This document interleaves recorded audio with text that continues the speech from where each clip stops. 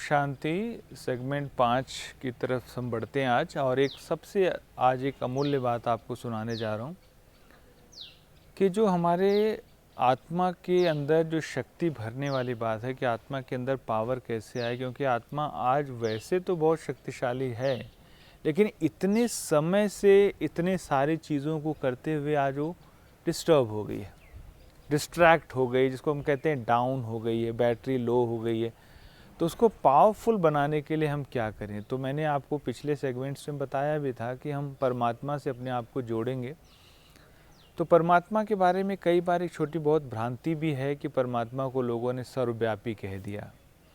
So the God is not omni present. Omni present का मतलब लोगों ने कहा भगवान हर जगह है।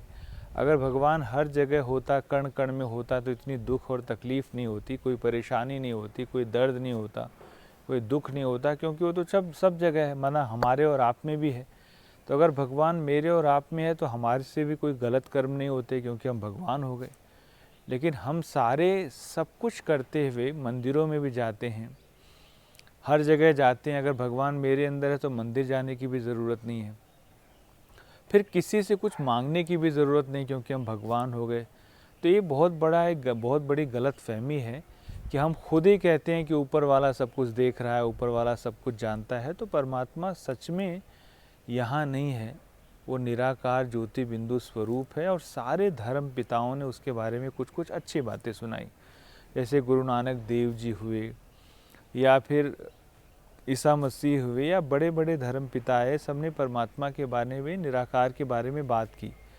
कोई किसी ने गॉड इज़ लाइट कहा, किसी ने उसको एक ओंकार सतनाम कहा, बहुतों ने, जैसे हमारे पैगंबर मोहम्मद साहब ने उनको ए नूरे इलाही कहा। तो ऐसे डिफरेंट लोगों ने परमात्मा को अलग अलग नाम से पुकारा, लेकिन निराकार ही कहा।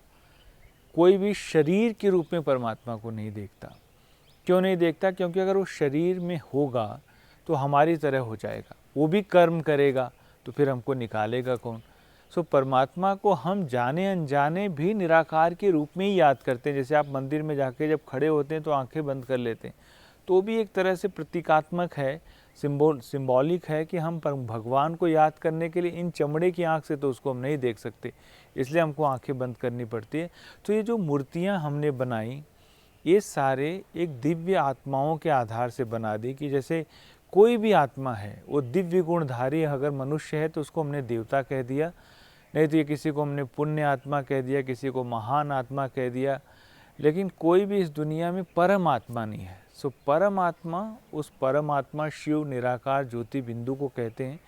वो परम धाम निवासी है, हम आत्माएं भी वहीं के रहने वाली हैं।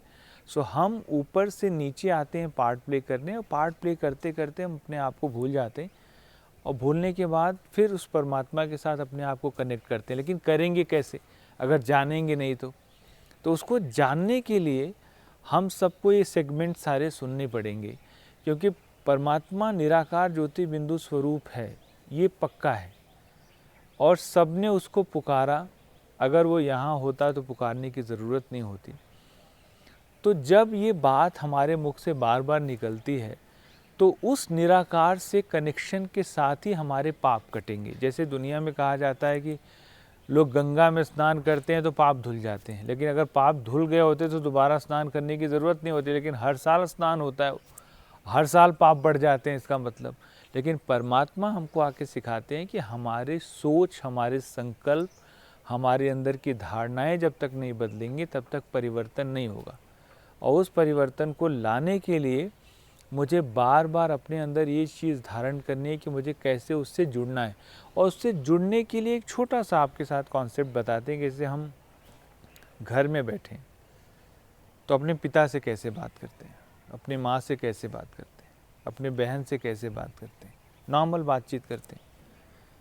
तो वो निराकार ज्योति बिंदु स्वरूप है, माना उसका कोई शरीर नहीं है लेकिन रूप है।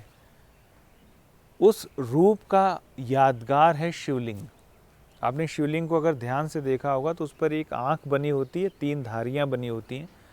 वो 3 धारियाँ परमात्मा के त्रिकालदर्शी होने का प्रतीक है, पास्ट प्रेजेंट फ्यूचर को जानने का प्रतीक है। और एक जो छोटा सा बिंदु बना होता है वो उसकी ज्योति स्वरूप होने का प्रतीक है। इसलिए जितने भी बड़े बड़े तीर्थ स्थान हैं वहाँ शिवलिंग की प्रतिमा रखी हुई है और उस शिवलिंग में सारे नाम या तो गुणवाचक हैं या कर्तव्यवाचक हैं, या तो एडजेक्टिव हैं या तो नाउन है। सारे नाम में या तो जैसे त्रयंबकेश्वर, महाकालेश्वर, पाप कटेश्वर, या तो उसमें ईश्वर शब्द जुड़ा है या तो नाथ शब्द जुड़ा है। तो जो नाथ और ईश्वर शब्द है ये हमको बताता है कि परमात्मा हम सबको वैसा बनाने वाला है। इसलिए किसी भी देवी देवता की मूर्ति कहीं भी नहीं है, सिर्फ शिवलिंग रखा गया है। इसलिए 12 ज्योतिर्लिंगम का यादगार साउथ में भी दिखाया जाता है। तो परमात्मा ज्योति बिंदु स्वरूप है और सारे धर्म पिताओं ने सबने उसको निराकार ज्योति बिंदु स्वरूप ही माना है। तो हमारा वो पिता है, परम धाम निवासी है, जो पिता का घर वो हमारा भी घर, हम भी वहीं के रहने वाले हैं। लेकिन हम नीचे आकर के शरीर धारण करके पार्ट प्ले करते हैं और वो वहीं रहता है, और वो अगर वहाँ ना रहे तो हमको यहाँ से निकाले कौन। इसलिए परमात्मा सर्वव्यापी नहीं है, वो सर्वशक्तिमान है, सर्वज्ञ है, सब कुछ जानता है, लेकिन वो सर्वव्यापी नहीं हो सकता। तो आज इस भ्रांति से हम पूरी तरह से बाहर निकल जाएं कि परमात्मा सर्वव्यापी नहीं है, हर जगह नहीं है, वो ऊपर ही रहता है।